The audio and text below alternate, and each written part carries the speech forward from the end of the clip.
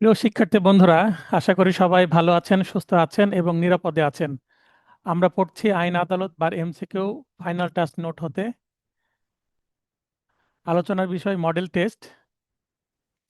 যে কোনো এমসিকিউ পরীক্ষায় কৃতকার্য হওয়ার ক্ষেত্রে বিষয়ভিত্তিক অধ্যয়ন শেষে প্রস্তুতি যাচাইয়ের জন্য মডেল টেস্ট প্র্যাকটিস এর কোনো ভালো বিকল্প নেই।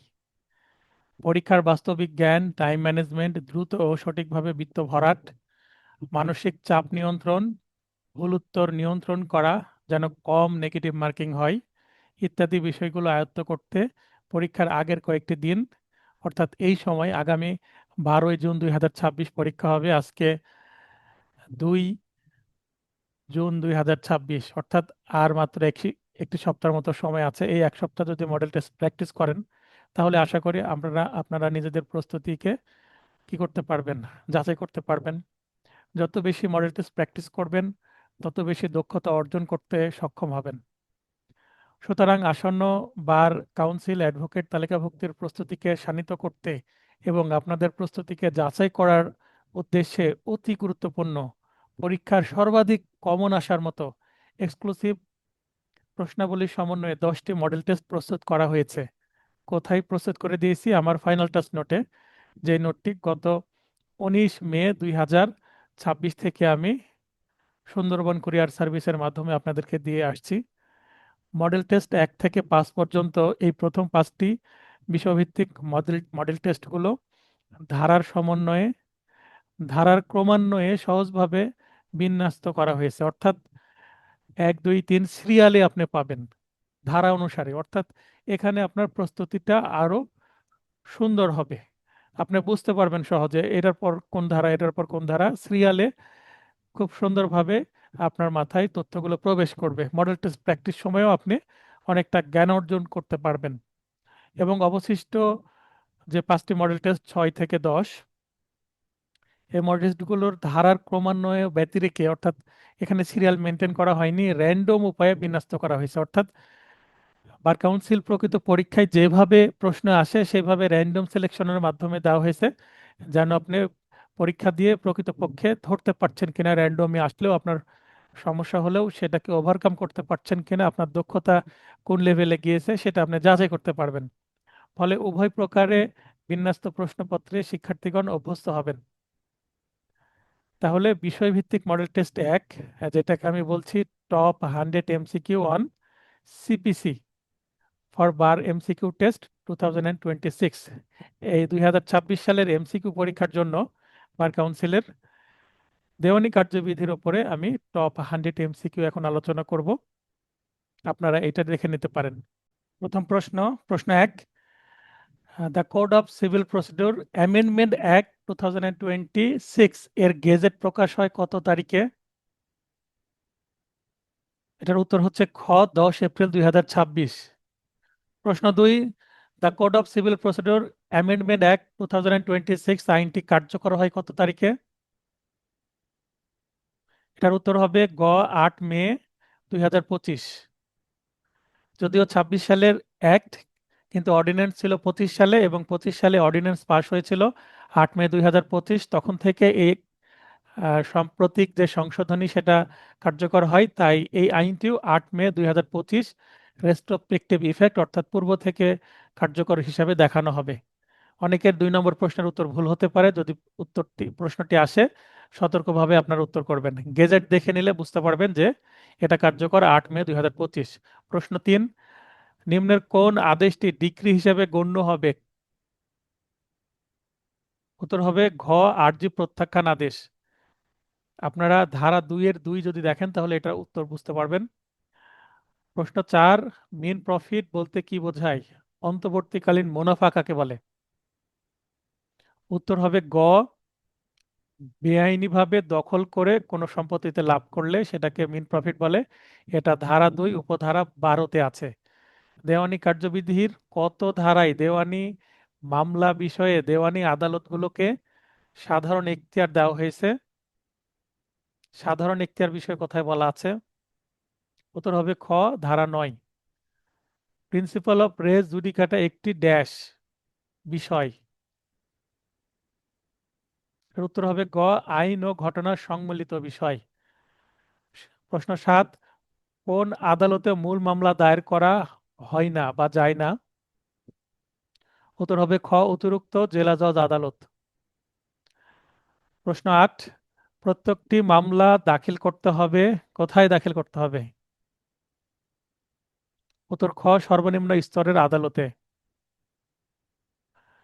9, দেওয়ানি মোকদ্দমায় যুগ্ম জেলা জজের আর্থিক এখতিয়ার কত? উত্তর ক, সীমাহীন। এইটা আমরা দেখতে পাবো হচ্ছে দেওয়ানি আদালত আইনের ধারা 18-তে। দেওয়ানি আদালত আইন, the code of civil procedure 1908 এর কোন ধারার বিধান মতে হাইকোর্ট বিভাগ অধস্তন আদালত থেকে যে কোনো মামলা বদলি করতে পারেন বা স্থানান্তর করতে পারেন, ট্রান্সফার করতে পারেন? উত্তর ঘ, ধারা 24।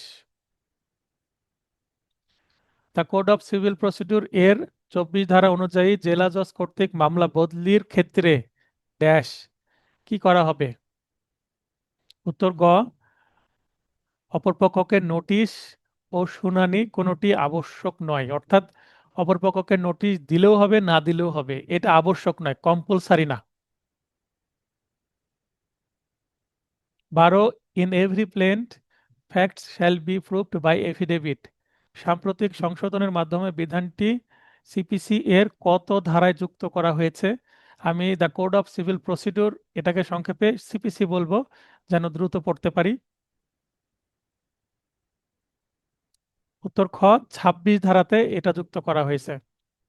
একটি আদালত খরচার ওপর সুদ প্রদান করতে পারে অনধিক কত পার্সেন্ট? 6%। এটা হবে 35 ধারা অনুসারে। দেওয়ানি মামলায় সর্বোচ্চ কত টাকা ক্ষতিপূরণ বাবদ দেওয়া যায়? উত্তর খ, 50,000। আগে ছিল 20,000, এখন 50,000। 35, ধারা 35 অনুসারে। রিভিশন মামলায় একটি ডিক্রি হাইকোর্ট বিভাগে বহাল হলে তা জারির জন্য কোন আদালতে দরখাস্ত করতে হবে? উত্তর ঘ, ডিক্রি প্রদানকারী আদালত।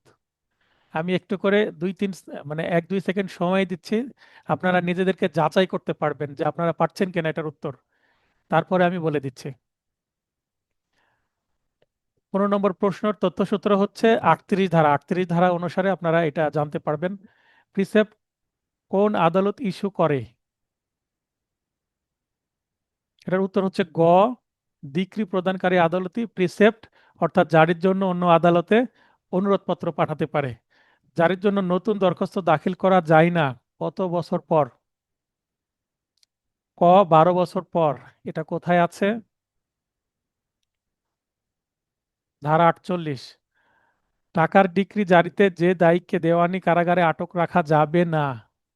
আগে এটার উত্তর ছিল যে কোনো বয়সী স্ত্রীলোক, কিন্তু এখন বৃদ্ধা ব্যক্তি, গর্ভবতী স্ত্রীলোক, অক্ষম ব্যক্তি, তারপরে দুগ্ধ দানকারী স্ত্রী লোক, সবগুলোই সঠিক। তাহলে উত্তর হবে সবাই। তার মানে এখানে একটু অ্যামেন্ডমেন্ট করা হয়েছে। এটা আপনারা জানতে পারবেন 56 ধারা থেকে।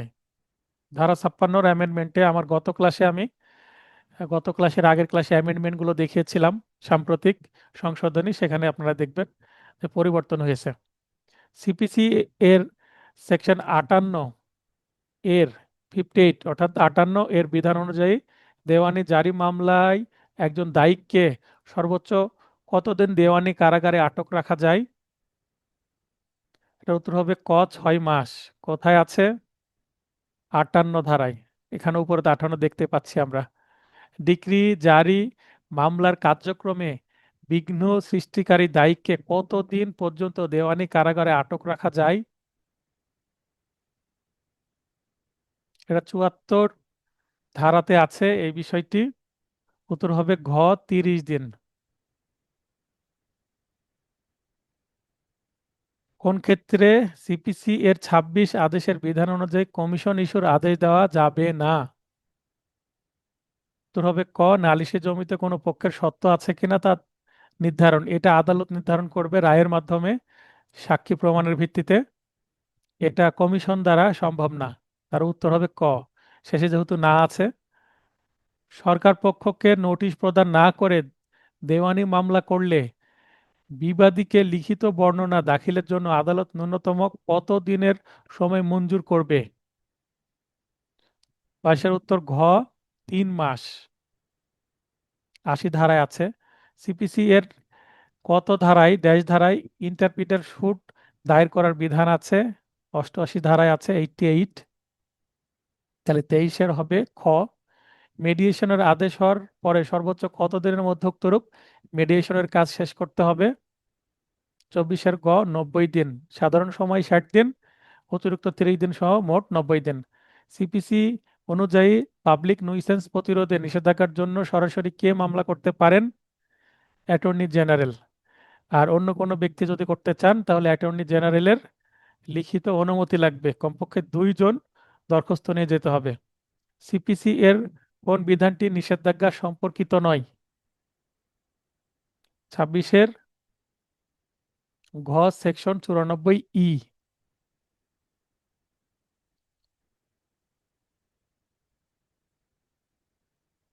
সিপিসি এর কোন ধারায় সরাসরি মামলা জারির বিধান সম্প্রতি যুক্ত করা হয়েছে? এটা 94 তে যুক্ত করা হয়েছে। তাহলে 27-এর খ।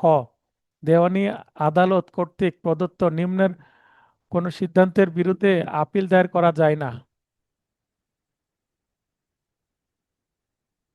তাহলে পক্ষদ্বয়ের সম্মতিসূচক ডিক্রি বা সলি ডিক্রি, এখানে 96 ধারা অনুসারে আমরা জানি 96-এর উপধারা 3 আছে। তাহলে 28-এর উত্তর হবে খ। সিভিল জজের দায়ের রায়ের বিরুদ্ধে কোন আদালতে রিভিউ দায়ের করা যায়? অর্থাৎ সিভিল জজের রায়ের বিরুদ্ধে কোথায় আপনি রিভিউ করতে পারেন? 29-এর ক, রায় প্রদানকারী সিভিল জজ আদালতেই। অর্থাৎ যে আদালত রায় দিয়েছে সেই আদালতে রিভিউ করতে হয়। একতরফা ডিক্রি সরাসরি রদ, ডিরেক্ট সেট অ্যাসাইড এর দরখাস্ত প্রত্যাখ্যান করা হলে এর বিরুদ্ধে প্রতিকার কি? 30-এর ক, রিভিশন করতে হবে। লিভ ফর রিভিশন সংক্রান্ত বিধান সিপিসি এর কোন ধারায় উল্লেখ আছে? 31-এর ক, 115। রিভিশন সংক্রান্ত সবকিছুই সিপিসির 115-তে আছে। প্রশ্ন 32, অধস্তন আদালতের ভাষা কি হবে তা সিপিসি এর কত ধারায় বলা হয়েছে? ভাষা নির্ধারণ করবে সরকার, কিন্তু কত ধারায় বলা হয়েছে? এটা আছে 137 ধারায়। সিপিসি এর কোন ধারা অনুযায়ী to do justice and to undo injustice করা যাবে? 151 ধারা অনুসারে। এটা হচ্ছে সহজাত ক্ষমতা, যেটা সকল দেওয়ানি আদালতের আছে। দেওয়ানি আদালত কোন ক্ষেত্রে অন্তর্নিহিত ক্ষমতা প্রয়োগ করতে পারে না? 34-এর ঘ, তামাদির বাধা অতিক্রম করতে। তাছাড়া অন্য 3টি অপশন আমরা দেখে নিই। ন্যায় বিচার নিশ্চিতের ক্ষেত্রে পারবে, স্থিতি অবস্থা বজায় রাখতে অর্থাৎ স্ট্যাটাস কোর আদেশ দিতে পারবে, আদালতের কার্যক্রমের অপব্যবহার রোধের ক্ষেত্রে পারবেন, কিন্তু ঘ, তামাদির বাধা অতিক্রম করতে পারবেন না। তার মানে এটাই সঠিক উত্তর। এটা কোথায় আছে? 151 ধারায় আছে, সহজাত ক্ষমতা। দেওয়ানি কার্যধারার কোনো ত্রুটি সংশোধনের জন্য আদালত এখতিয়ার প্রয়োগ করেন সিপিসি এর কোথায়, কোন ধারা বা আদেশে? 35-এর গ, 153 ধারায়। সিপিসি এর কোন আদেশ বলে মোকদ্দমার পক্ষভুক্ত হওয়া যায়? এর আগে আমরা শেষ করলাম ধারাগুলো, এখন শুরু হলো আদেশ ও বিধি। তার মানে 35টা ধারা থেকে প্রশ্ন করেছি এবং আদেশ ও বিধি থেকে প্রশ্ন বাকিগুলো, মানে 65টা প্রশ্নই আদেশ ও বিধি থেকে। তাহলে 36 নম্বর প্রশ্ন, সিপিসি এর কোন আদেশ বলে মোকদ্দমায় পক্ষভুক্ত হওয়া যায়? 36-এর ক, অর্ডার 1। প্রতিনিধিত্বমূলক মোকদ্দমা এর বিধান সিপিসি এর অর্ডার 1 এর কোন বিধিতে আছে? উত্তর হবে গ, বিধি 8। উত্তর গ, বিধি 8। মামলার পক্ষের অসংযোগ বা অপসংযোগ অর্থাৎ মিস জয়েন্ডার নন জয়েন্ডার দোষে মামলার কি হয় না? মামলা ব্যর্থ হবে না। তাহলে 38-এর খ, এটা আছে আদেশ 1 বিধি 9।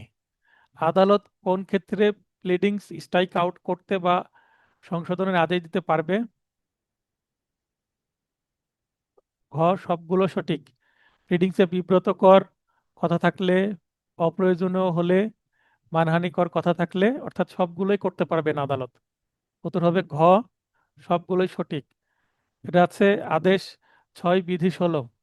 সমন জারি করা যেতে পারে, সমন জারি করা যেতে পারে এসএমএস এর মাধ্যমে, ভয়েস কলের মাধ্যমে, ডাকযোগে, এই সবগুলোই সঠিক। উত্তর হবে ঘ, কারণ রিসেন্টলি অ্যামেন্ডমেন্টের মাধ্যমে এভাবেও সমন জারি করা যায়। এটা আছে আদেশ 5 বিধি 9। প্লিডিংস সংশোধন করা যায় কখন? উত্তর হবে ক, প্রসিডিংস এর যে কোনো পর্যায়ে করা যাবে। বা কার্যধারা, প্রসিডিং মানে কার্যধারা। এটা কোথায় আছে? আদেশ 6 বিধি 17। আরজিতে থাকবে, আরজিতে কি থাকবে? বাদীর নাম ও ঠিকানা, বিবাদীর নাম ও ঠিকানা, হ্যাঁ এগুলো তো আগেও ছিল, এখনো থাকবে। বাদীর মোবাইল নম্বর ও জাতীয় পরিচয়পত্র নম্বর, এটাও কিন্তু বর্তমানে কম্পালসারি। অর্থাৎ সবগুলো সঠিক। এটাও কিন্তু অ্যামেন্ডমেন্টের মাধ্যমে সম্পূর্ণ নতুন প্রশ্ন এটা। তাহলে উত্তর হবে ঘ, আদেশ 7 বিধি 1 এ আছে। দেওয়ানি মামলার আর্জিতে উপস্থাপিত দাবি সমন্বয়কারী দলিলাদি বাদীর দখলে না থাকলে সেগুলোর বিষয়ে তার করণীয় কি? বাদী কি করতে পারে ওই সময়? এটার উত্তর হবে খ, দলিলের তালিকা সহ দখলদারের নাম দাখিল করতে হবে। আদালতে সাবমিট করলে আদালত হয়তোবা তাকে তলব করবে দলিল সহ। সিপিসি এর অর্ডার 8 রুল 1 অনুযায়ী বিবাদী প্রথম শুনানির দিন জবাব দাখিল না করলে কতদিনের মধ্যে তা দাখিল করতে হবে? 44-এর ক, 60 দিনের মধ্যে। এবং এটা আছে আদেশ 8 বিধি 1। আরজিতে উল্লেখিত বক্তব্য লিখিত বর্ণনায় অস্বীকার করা না হলে সে বক্তব্য বিবাদী বিবাদীর স্বীকৃতি বলে গণ্য হবে। অর্থাৎ সুস্পষ্টভাবে সবকিছু অস্বীকার করতে হবে। কোনো পক্ষ কর্তৃক সেট অফ দাবি করা যেতে পারে। কখন দাবি করা যেতে পারে? গ, অর্থের মামলায়, টাকা বা মানি শুটে। সমন বিনা জারিতে ফেরত আসার কত দিনের মধ্যে বাদী পক্ষ পদক্ষেপ না নিলে মামলা খারিজ হবে? তবে গ, 1 মাস। একই বিবাদী একাধিকবার একতরফা ডিক্রি রদ করতে পারবে না। সাম্প্রতিক সংশোধনের মাধ্যমে বিধানটি সিপিসি এর কোথায় যুক্ত করা হয়েছে? উত্তর গ, অর্ডার 9 রুল 13।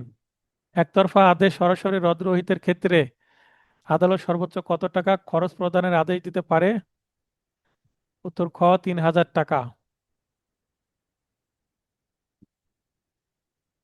ডিসকভারি বাই ইন্টারোগেটরিস এর দরখাস্ত দাখিল করতে হয় বিচার্য বিষয় গঠনের কতদিনের মধ্যে? উত্তর গ, 10 দিনের মধ্যে।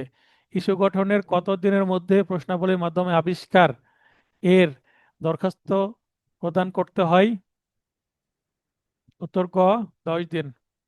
বাদী প্রশ্নোত্তর প্রদানের আদেশ পালনে ব্যর্থ হলে তার মামলা কি হবে? খারিজ হবে।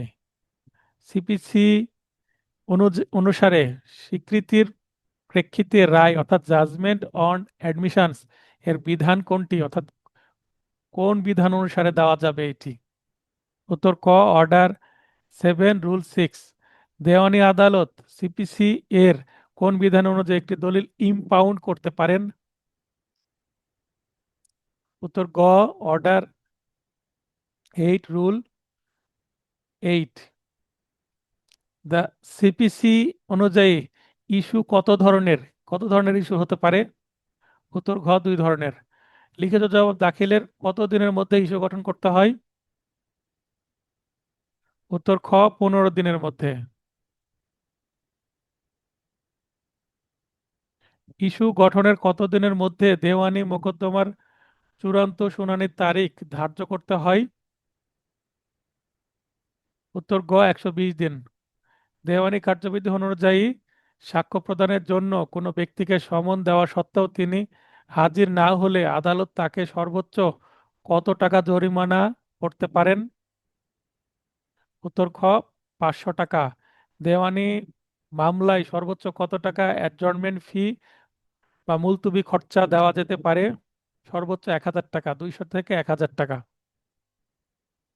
তাহলে 59 হবে গ 1000 টাকা। দেওয়ানি মামলায় প্রিএম্পটরি হিয়ারিং পিএইচ এর পূর্ব পর্যন্ত কস্ট ছাড়া কতটি মুলতবির আদেশ দেওয়া যায়?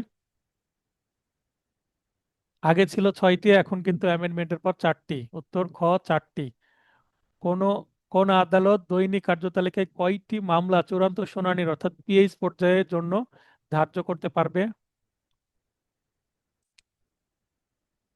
10টি। আগে ছিল 5টি, এখন বর্তমানে ডাবল করে 10টি করা হয়েছে। কোন আদালত দৈনিক কার্যতালিকায় সকল পর্যায়ের সর্বমোট কতটি মামলা ধার্য করতে পারবে কার্যতালিকায়? আগে ছিল 100টি, এখন হয়ে গেছে 200টি। উত্তর ঘ। কোন দেওয়ানি মোকদ্দমার যুক্তিতর্ক শুনানি সমাপ্তির পর আদালতকে কতদিনের মধ্যে রায় প্রচার করতে হয়? উত্তর খ 7 দিনের মধ্যে, অথবা তাৎক্ষণিক ওই সময়ই। কোনো দেওয়ানি মামলায় ডিক্রি প্রচারের পর কতদিনের মধ্যে ডিক্রি প্রস্তুত করতে হয়? আর রায় প্রচার বা ডিক্রি প্রচারের পর ডিক্রি প্রস্তুত করতে হয় কতদিনের মধ্যে? 7 দিনের মধ্যে। ডিক্রিদারের মৌখিক আবেদনের প্রেক্ষিতে জারি কার্যক্রম শুরু হতে পারে যদি ডিক্রিটি হয়? 65 খ অর্থের অর্থাৎ মানি বা টাকার। ডিক্রি তারিখ হতে কত সময়ের মধ্যে ডিক্রি জারির জন্য আবেদন করলে দায়িকের প্রতি কারণ দর্শানোর নোটিশ দিতে হবে না? গ 2 বছর। 66 গ 2 বছর। টাকার ডিক্রি জারিতে দায়িককে দেওয়ানি কারাগারে আটক রাখা যাবে?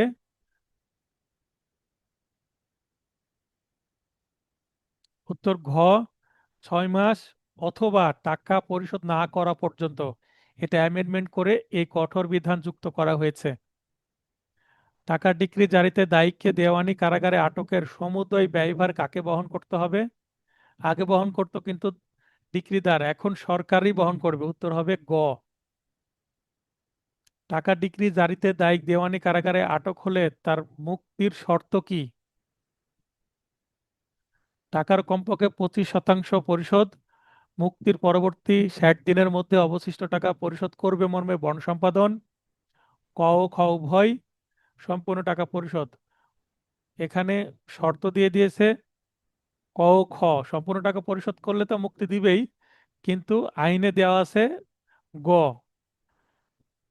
মানে আপাত দৃষ্টিতে ক আর খ উত্তর করলেই হবে। সম্পূর্ণ টাকা পরিশোধ করলেও কিন্তু দিবে, কিন্তু অ্যামেন্ডমেন্টে সম্পূর্ণ টাকা পরিশোধ না করেও কিন্তু মুক্তি পাবে। তাই গটাই হচ্ছে পারফেক্ট উত্তর। সুনির্দিষ্ট চুক্তি প্রবলের মোকদ্দমায় ডিক্রি দায়িক কর্তৃক ইচ্ছাকৃতভাবে মান্য করতে অপারগ হলে তা জারির ক্ষেত্রে কোন ব্যবস্থা অবলম্বন করা যাবে? উত্তর হবে ক দেওয়ানি কারাগারে আটক বা সম্পত্তি ক্রোক বা উভয়ই। ডিক্রি জারি মূলে কোনো সম্পত্তি নিলাম বিক্রি হলে ডিক্রি কত তারিখ হতে কত দিনের মধ্যে ক্রয়মূল্য আদালতে জমা দিতে হবে? উত্তর হবে ঘ 15 দিন। সিপিসি এর অর্ডার 21 রুল 90 অনুযায়ী নিলাম রদের জন্য আবেদনকারীকে কি প্রমাণ করতে হবে? উত্তর হবে খ material irregularity or fraud in publishing or conducting auction. নিম্নের কোন ক্ষেত্রে মামলা অ্যাবেট হওয়ার কারণ উদ্ভব হতে পারে? 73 গ প্রতিদ্বন্দ্বী পক্ষের দেউলিয়াত্ব। প্রতিদ্বন্দ্বী পক্ষের মৃত্যু যদি হয় তারপরও কিন্তু তারা ওয়ারিশ যারা আছে তারা কিন্তু মামলায় পক্ষভুক্ত হতে পারে। অতএব সঠিক উত্তর হবে গ। মামলা অ্যাবেটমেন্ট আদেশ সরাসরি বাতিলের জন্য আদালত একজন দরখাস্তকারীর বিরুদ্ধে সর্বোচ্চ কত কস্ট পরিশোধের নির্দেশ দিতে পারে? উত্তর খ, ৩,০০০ টাকা। কোনো মামলার অ্যাবেট এর আদেশ রদের জন্য মৃত বাদীর বৈধ প্রতিনিধি সরাসরি দরখাস্ত করতে পারে? উত্তর খ, ৭৫। ৭৫-এর কোনো মামলা অ্যাবেট এর আদেশ রদের জন্য মৃত বাদীর বৈধ প্রতিনিধি সরাসরি দরখাস্ত করতে পারে? ৭৫ উত্তর খ, আদেশ ৬০ দিনের মধ্যে। কোনো মামলায় একাধিক বাদী থাকলে কোনো একজনকে আদালত মামলাটির দাবি প্রত্যাহারের অনুমতি দিতে পারেন? উত্তর ক, অন্য বাদীদের সম্মতিতে।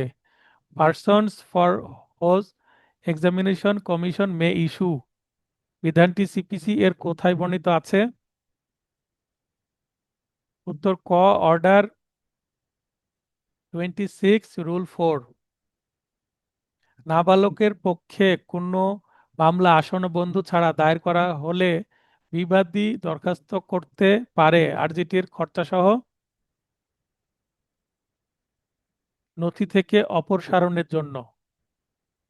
সিপিসি এর অর্ডার 33 রুল 1 অনুযায়ী কোনো ব্যক্তি পাওপার গণ্য হবেন যদি মামলার যেই সম্পত্তি নিয়ে মামলা সেই সম্পত্তি ও প্রয়োজনীয় পোশাক পরিচ্ছদ ব্যতীত তার সম্পত্তির মূল্য কত টাকা হবে না বা হয় না।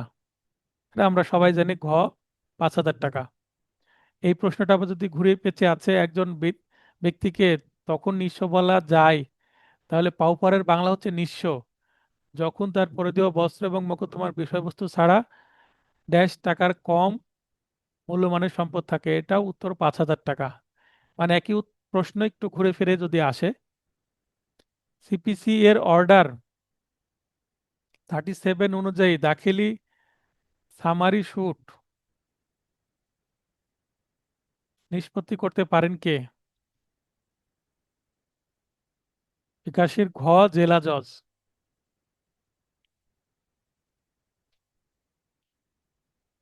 ৮২ কোন মামলায় আদালত রায়ের পূর্বে দেওয়ানি গ্রেপ্তারি পরোয়ানা ইস্যু করতে পারে?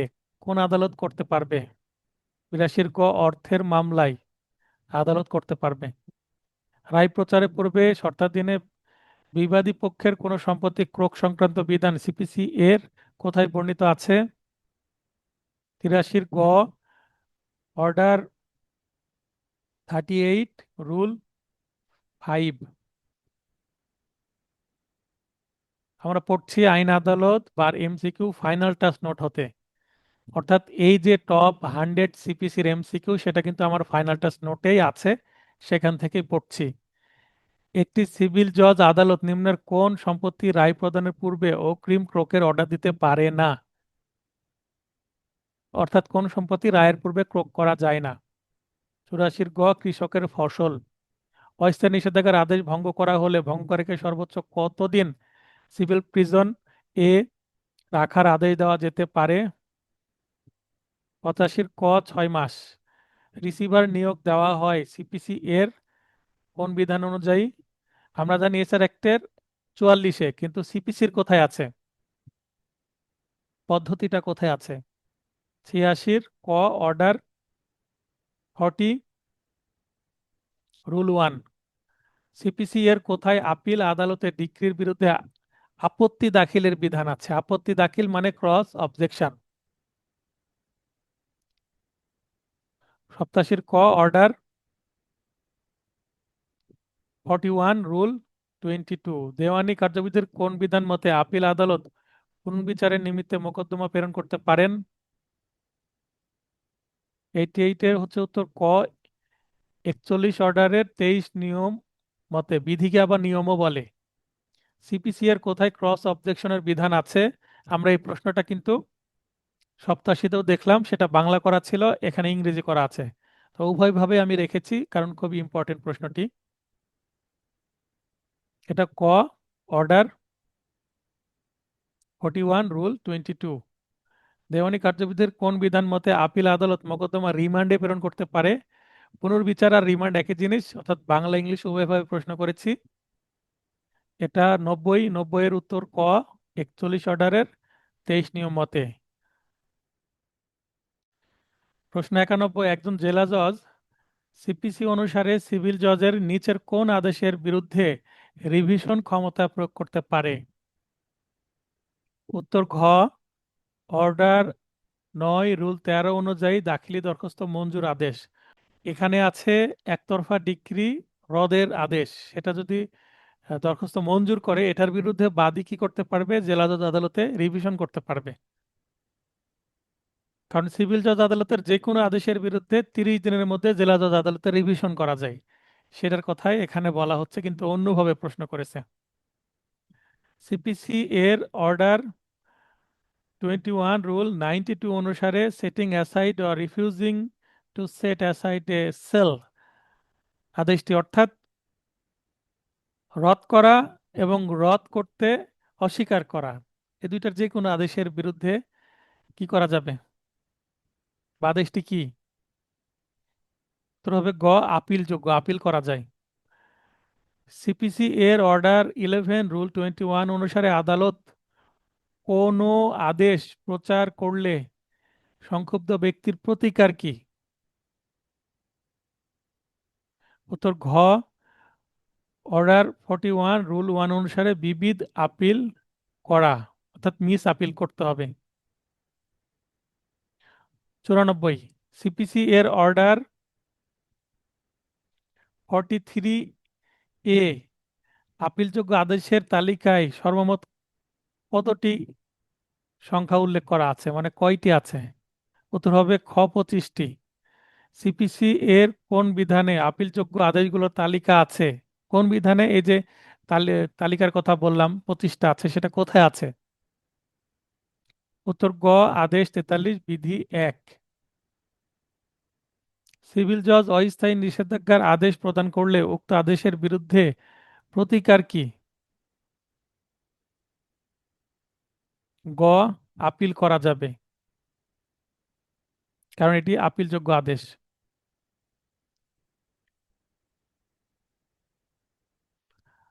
দেওয়ানি মামলায় রিভিউ দরখাস্ত মঞ্জুর আদেশের বিরুদ্ধে প্রতিকার কি? খ, আপিল করা যাবে। এটা বিধি 43-এর বিধি 1-এ আছে, আদেশ 43 বিধি 1। আপিল বিভাগের কোনো আদেশ কার্যকর করার পদ্ধতি কি? উত্তর হবে ক, যে আদালতের রায়ের বিরুদ্ধে আপিল করা হয়েছে সেই আদালতেই আবেদন করতে হবে। সিভিল জজের রায়ের বিরুদ্ধে কোন আদালতে রিভিউ দায়ের করা যায়? উত্তর ক, রায় প্রদানকারী সিভিল জজ আদালতেই আবেদন করতে হবে। নিম্নের কোন ক্ষেত্রে রিভিউ দরখাস্ত দাখিল করা যায় না, অর্থাৎ রিভিউয়ের বিধান নেই কোথায়? উত্তর হবে ঘ, কোনো ডিক্রি রিভিউয়ের আদেশের বিরুদ্ধে। কোনো ডিক্রি রিভিউয়ের আদেশের বিরুদ্ধে, ডিক্রি রিভিউ করা হয়েছে, আদেশ দেওয়া হয়েছে, এটার বিরুদ্ধে সেকেন্ড রিভিউয়ের কথা বলা হচ্ছে। তাহলে এই ছিল সিপিসির ওপরে টপ 100 এমসিকিউ 2026, অর্থাৎ 2026 সালের আসন্ন অ্যাডভোকেট তালিকাভুক্তির এমসিকিউ পরীক্ষার প্রস্তুতিকে শানিত করতে এই 100টা এমসিকিউ আপনাদের জন্য আমি প্রস্তুত করে দিলাম। আশা করছি এখান থেকে আপনারা অন্তত 15টার মতো তো কমন পাবেন, এর বেশিও কমন পেয়ে যেতে পারেন। আচ্ছা, আমরা পড়ছিলাম টপ 100 এমসিকিউ দেওয়ানি কার্যবিধির ওপরে। সে এমসিকিউ প্রশ্ন মডেল টেস্ট 1, অর্থাৎ বিষয়ভিত্তিক মডেল টেস্ট 1 হিসাবে আমার আইন আদালত বার এমসিকিউ ফাইনাল টাচ নোটে ছিল, সেটা আমরা একটু আগেই দেখলাম। সেটা 132 পৃষ্ঠায় আসলে আপনারা উত্তরমালাগুলো দেখতে পাবেন। মডেল টেস্ট 10টা আছে এই নোটে, তার মধ্যে প্রথম মডেল টেস্ট আমরা একটু আগে পড়লাম টপ 100 এমসিকিউ সিপিসি হিসাবে। মডেল টেস্ট 1-এর উত্তর আপনারা এখানে দেখে নেন, যে 1 থেকে 100 পর্যন্ত উত্তর, যেমন 1-এর খ পরিচিত অংশ থেকে, তারপরে 26-এর ঘ ধারা 94, এখানে তথ্যসূত্রও দেওয়া আছে। যেমন এখানে 57-র গ আদেশ 14 বিধি 8। তো আমার মডেল টেস্ট প্রতিটা মডেল টেস্টের প্রশ্নের বিপরীতে আপনি কোনটা উত্তর হবে সেটা এখানকার উত্তর মালা থেকে দেখে নিতে পারবেন, প্লাস কোন জায়গা থেকে প্রশ্নটি এসেছে তথ্যসূত্রটাও দেখে নিতে পারছেন, কোন ধারা বা কোন আদেশের কোন বিধি। মডেল টেস্ট এক এক পলকে সবগুলো দেখা যাচ্ছে, আপনারা স্ক্রিনশট দিয়ে নিতে পারেন। এবং যদি মনে করেন এই নোটটি সংগ্রহ করবেন, তাহলে অবশ্যই আপনারা আমার হোয়াটসঅ্যাপ নাম্বার, স্ক্রিনে দেখানো নাম্বার 01722619409, এই নম্বরে হোয়াটসঅ্যাপে মেসেজ করেন অথবা সরাসরি কল করে দ্রুত নোটটি অর্ডার করুন।